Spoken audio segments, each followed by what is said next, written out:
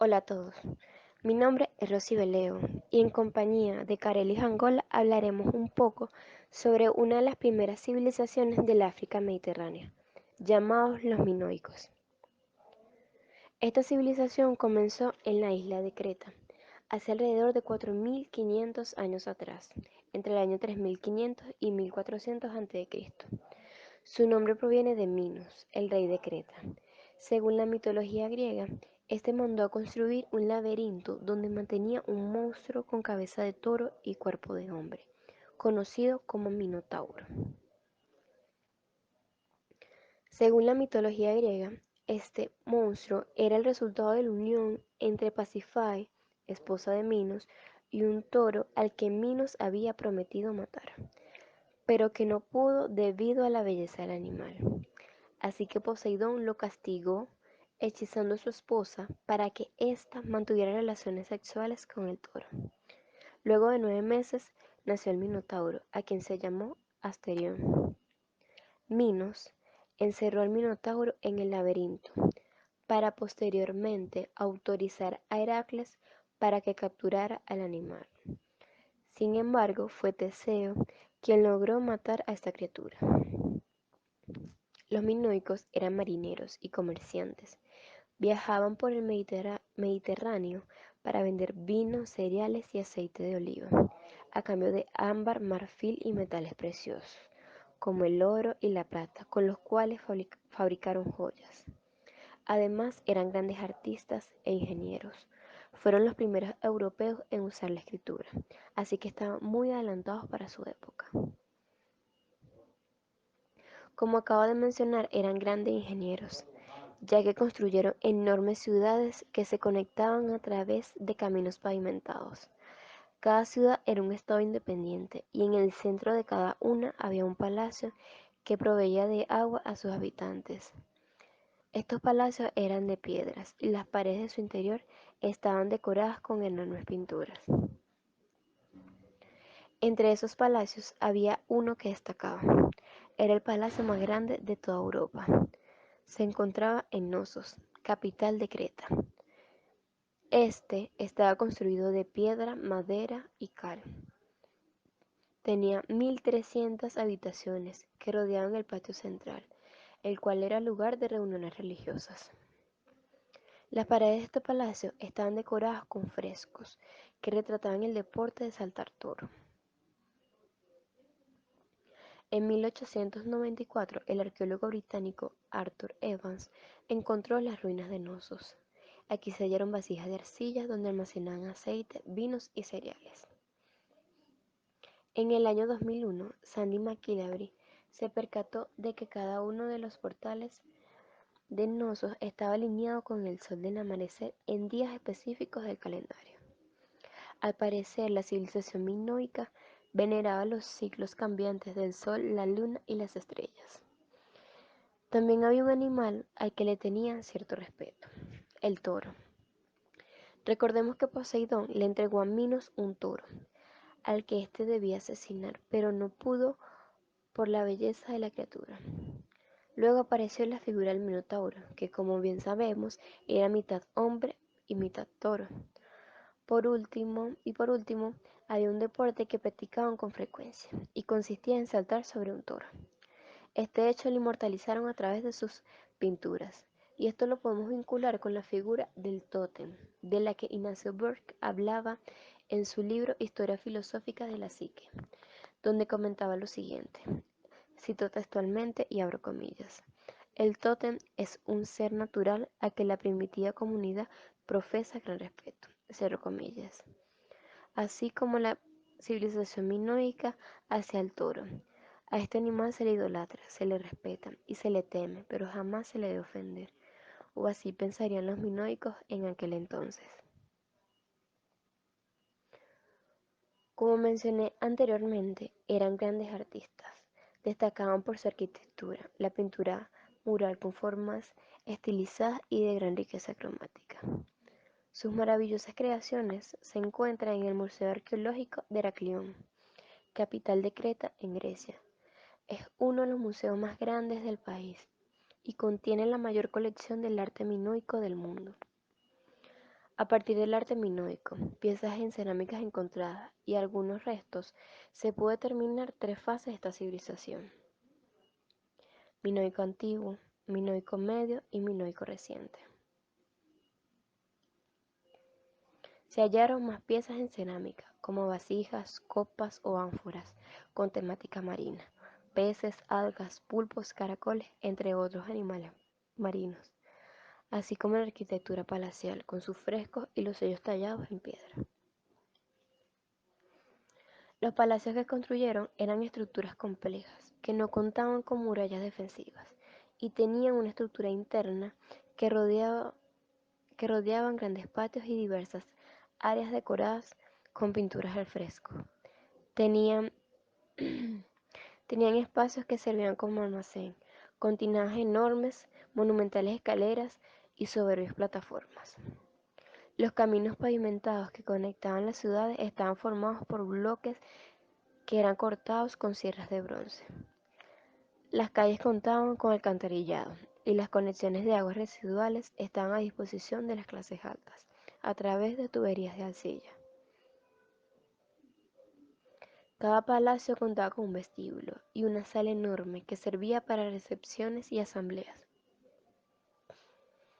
Todas estas edificaciones pertenecen a la época de mayor auge de la civilización minoica, alrededor del siglo XVII a.C., y estas fueron destruidas por los micénicos hacia el año 1400 a.C., cuando invadieron Creta. Los palacios sirvieron como centros de gobierno, sedes administrativas, santuarios, talleres y espacios de almacenamiento. Las columnas minoicas son el principal elemento característico de estos palacios, normalmente de madera policromada, aunque también podían ser de otros materiales, pero no de piedra. El fuste era liso o estriado, pero en todo caso la parte inferior era menos ancha que la superior. Podía tener basa o no. El capitel estaba formado por dos partes, una montura convexa y grande y un dado aplastado, por lo que se considera antecedente del capitel dórico, aunque mucho más vasto. La arquitectura minoica. Hay una serie de características que se van a dar en toda construcción. Los muros estaban realizados con mampostería y piedra. El suelo podía ser de dos maneras, a base de tierra batida o con losas de piedra. La techumbre adintelada estaba formada por vigas de madera decoradas de manera que formaran frisos. Estos también serían imitados por los griegos. Se han conservado ciudades, algunas se han podido excavar, pero lo más interesante de ellas es su carácter abierto, sin murallas ni torreones.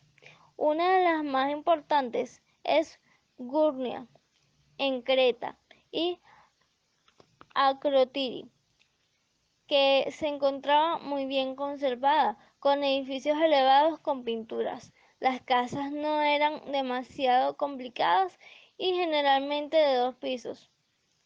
No hay templos, aunque sí santuarios, lugares sagrados de carácter abierto en colinas y montañas. También había grutas y oratorios.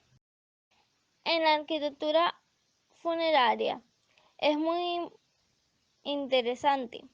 Hay múltiples tipos de enterramiento, aunque ninguno muy complicado. Algunos solo estaban excavados en la roca con pequeñas cámaras.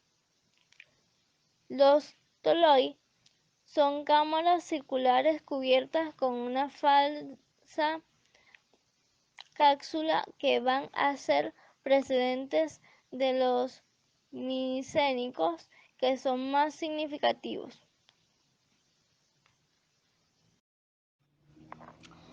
Las formas más importantes de arquitectura son los palacios. Todos tienen parecida estructura, pero sin someterse a un esquema determinado. Constituyen verdaderos complejos que tienen distintas reconstrucciones y ampliaciones. Están construidos en colinas o lugares elevados. Tienen un carácter abierto.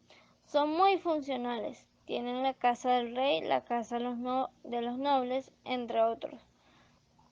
Todos ellos totalmente compartiendo. Tienen independencia económica.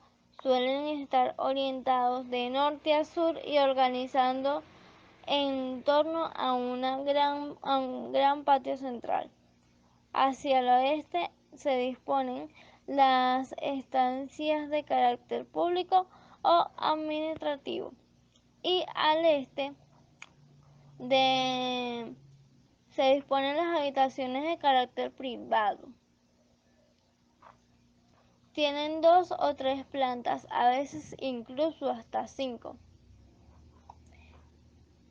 Y las habitaciones denotan la forma de vida de lujo y refinamiento.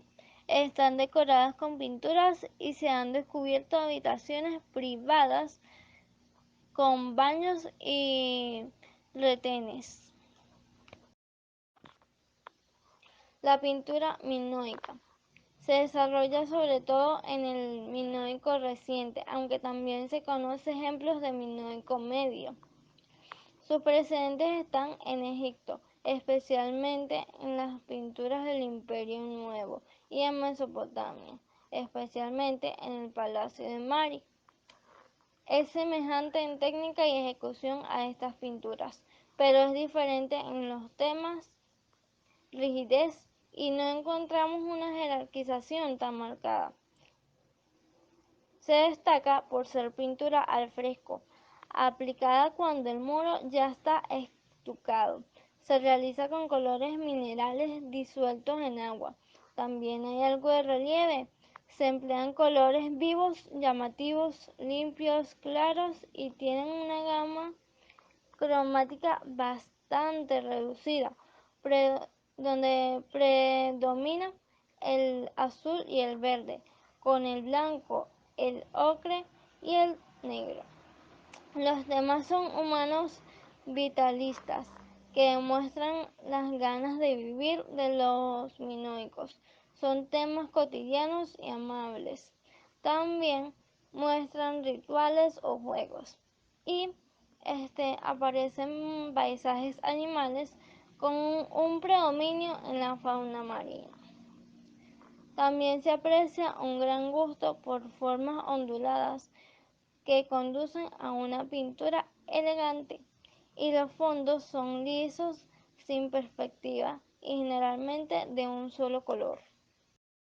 La desaparición de los minoicos es una de las situaciones y preguntas más complejas, ya que hay pocos datos y evidencia sobre esta, pero sabemos que hacia el 1470 y 1450 a.C. tuvo lugar un episodio grave de destrucción. Este afectó a la isla por completo, pero ¿se trató de una catástrofe natural? ¿Acaso fue una erupción o fue un tsunami? Es en este punto donde aparecen las dudas y donde los expertos no se acaban de poner de acuerdo, puesto que hasta hace poco se tendía a dar como válida la teoría de la explotación del volcán de la isla de Tera.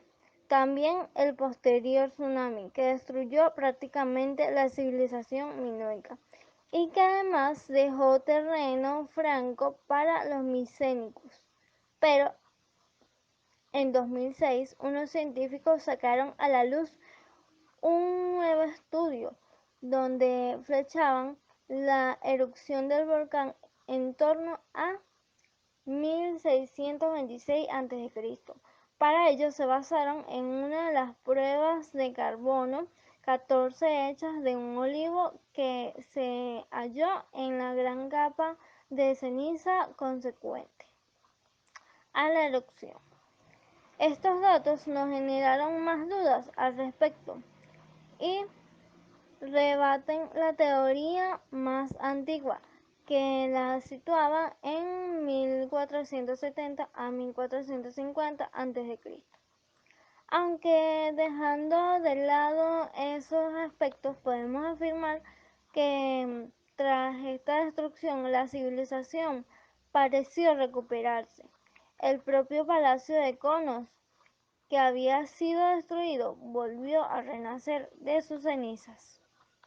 Ahora, en los nuevos tiempos, podemos decir que en ese momento el lineal B pareció ganar importancia sobre el lineal A.